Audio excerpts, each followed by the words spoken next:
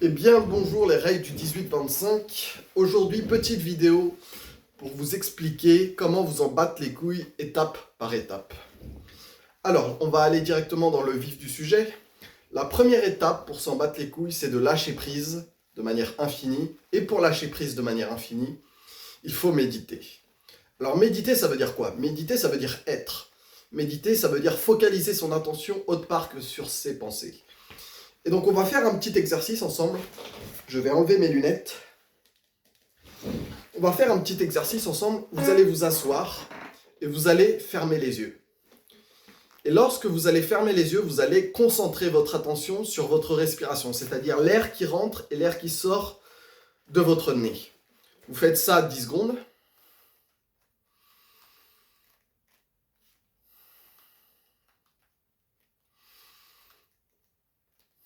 Et vous allez vous rendre compte en fait que c'est très difficile. C'est très difficile parce que notre attention va sur nos pensées de manière inconsciente. Et en fait, pour faire ça, il faut rendre conscient l'inconscient. C'est-à-dire qu'il faut rendre conscient la respiration. Et pour rendre conscient la respiration, il faut déplacer notre attention sur la respiration. Alors pourquoi la méditation est si importante? La méditation va permettre d'enlever certains blocages, certaines peurs inconscientes, de par notre attention sur notre respiration, de par notre attention sur des points de concentration, de par notre attention sur des chakras, sur des énergies. Et du coup, ce qui va faire qu'on va se détacher de manière naturelle, et l'éveil spirituel, c'est le détachement total. Alors, la deuxième étape, après avoir fait de la méditation, pour faire de la méditation, comme je vous ai dit, c'est commencer peut-être par 5 à 10 minutes par jour et évoluer progressivement vers plus, peut-être plus.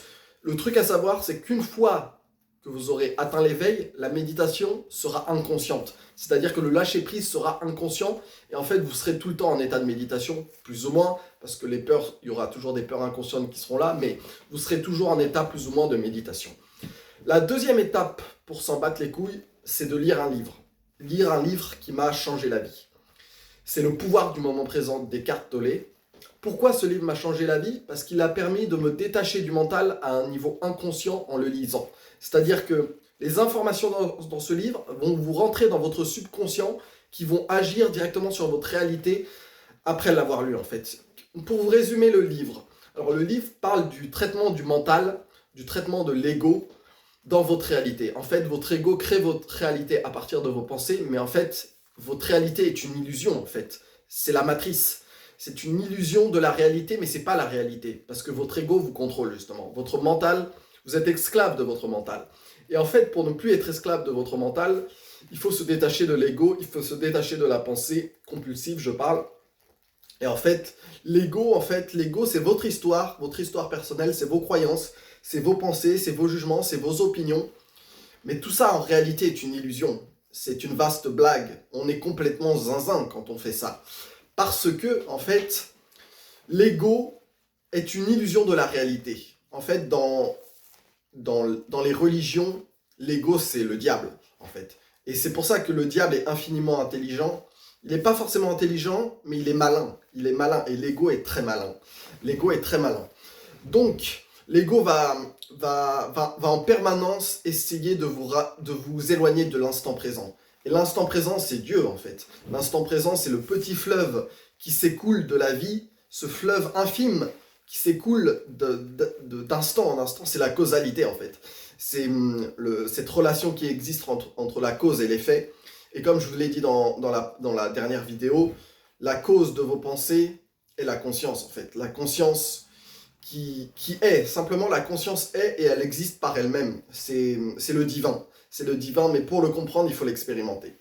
C'est pour ça que moi, je crois en Dieu, certes, je crois en Dieu, mais je crois en Dieu parce que je le ressens et je l'expérimente au quotidien. Je ne crois pas en Dieu parce que j'ai décidé d'y croire ou parce que je pense qu'il existe. Je crois en Dieu parce que je l'expérimente et c'est là toute la différence. La troisième étape pour s'en battre les couilles, je dirais qu'il faut lâcher prise de manière inconsciente et c'est l'éveil spirituel. C'est-à-dire que la première étape, c'est lâcher prise de manière consciente, lâcher prise de manière consciente. La deuxième étape, c'est de lire Le pouvoir du moment présent pour que les informations rentrent dans votre subconscient.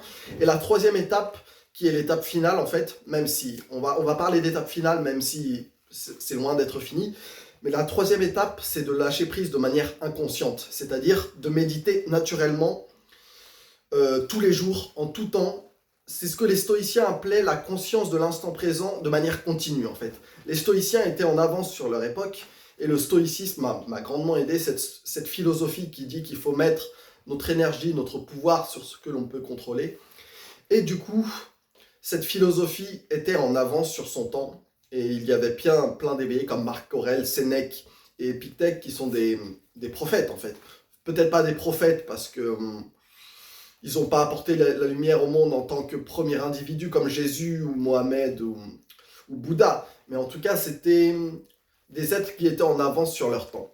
Alors, je répète, les 3 étapes pour s'en battre les couilles, lâcher prise de manière consciente. C'est très difficile, mais il faut le faire. C'est-à-dire méditer tous les jours. Vous n'avez pas le choix que de méditer tous les jours, ne serait-ce que 5 à 10 minutes par jour. La deuxième étape pour s'en battre les couilles, qu'est-ce que j'avais dit ? Je me souviens plus, c'est de s'en battre les couilles de manière infinie. Je sais plus, mais bref, la deuxième étape, c'est de s'en battre les couilles, très clairement. Et la troisième étape, c'est de lâcher prise de manière inconsciente. C'est-à-dire, ça c'est l'éveil spirituel. C'est-à-dire que vous êtes inconsciemment éveillé.